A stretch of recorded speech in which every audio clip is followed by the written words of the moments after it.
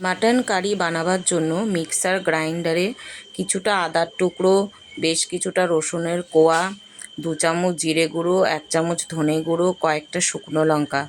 ঝালটা তোমরা তোমাদের ইচ্ছে মতো কম বেশি করতে পারো। সব কিছু মিক্সার গ্রাইন্ডারে অল্প জল দিয়ে একটা মিহি পেস্ট বানিয়ে নেব।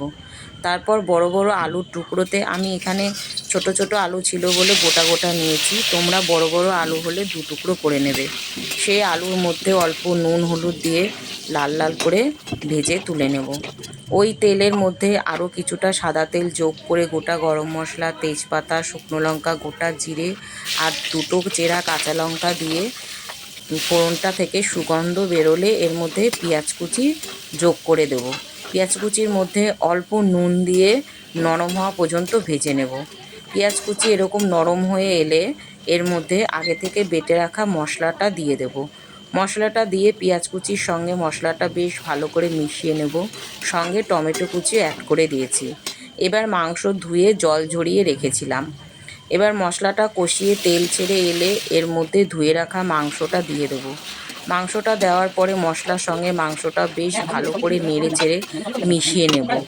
এবার এর মধ্যে স্বাদ মতো নুন, হলুদ গুঁড়ো আর কাশ্মীরি লঙ্কা গুঁড়ো দিয়ে মাংসটা বেশ ভালো করে আবার মশলার সঙ্গে নেড়ে চেড়ে কষিয়ে নেব।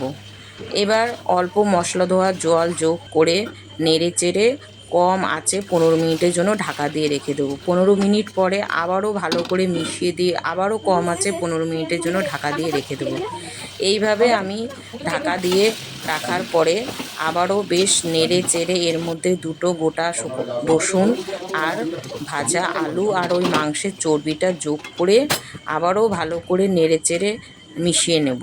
তারপর প্রেসার কুকারের মধ্যে সমস্ত কষানো মাংস ঢেলে দিয়ে গুঁড়ো গরম মশলা আর গরম জল যোগ করে আমি সিটি দেব।